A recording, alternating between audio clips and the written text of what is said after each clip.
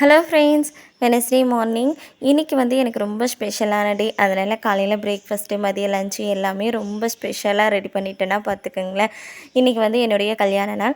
அதனால் காலையில் பிரேக்ஃபாஸ்ட்டுக்கு சாம்பார், வடை, அதுக்கப்புறம் இட்லி, தோசை இதெல்லாமே ரெடி பண்ணியிருந்தேன். மதிய லஞ்சுக்கு பார்த்திங்கன்னா வெஜிடபிள் பிரியாணி தான் ரெடி பண்ணியிருந்தேன். குழந்தைங்களுக்கு ஸ்கூலுக்கு கொடுத்து அனுப்பிச்சிடணும் அப்படிங்கிறதுனால பாப்பாங்களுக்காக காலையிலேயே பிரியாணியுமே ரெடி பண்ணிட்டேன். ரெடி பண்ணி வச்சுட்டு அதுக்கப்புறமா தான் வடை சுட்டு எடுக்கிறதுக்காக ஸ்டார்ட் பண்ணேன்.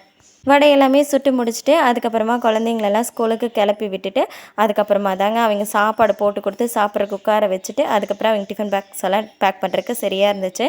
இங்கே பாப்பாங்க ஸ்கூலில் இந்த வடை, அதுக்கப்புறம் பேக்கெட் சிப்ஸ் ஐட்டம் இந்த மாதிரி எதுவுமே கொடுக்கக்கூடாது. அவங்களுக்கு இந்த மாதிரி கடல, ஃப்ரூட்ஸு இதுங்க மட்டும்தான் கொடுக்கணும். அதனால் பாப்பாங்களுக்கு பச்சை பயிர் வேக வச்சு ஸ்நாக்ஸுக்கு போட்டு கொடுத்து அனுப்பிச்சுட்டுட்டேன். ஒரு 11 மேலே நானும் என் ஹஸ்பண்டும் கோயிலுக்கு மட்டும் போயிட்டு வந்தோம்.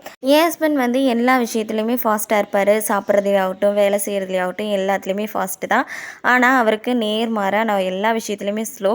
நடக்கிறதுலேருந்து சாப்பிட்ற வரைக்கும் எல்லாமே நான் ஸ்லோவாக தான் பண்ணுவேன். இது எனக்கு எங்கள் ஹஸ்பண்டுக்கும் ஒத்தே வராது. இந்த மாதிரி உங்கள் ஹஸ்பண்டுக்கும் உங்களுக்கு ஒத்து வராது என்னென்னு கமெண்ட்டில் ஷேர் பண்ணுங்கள்.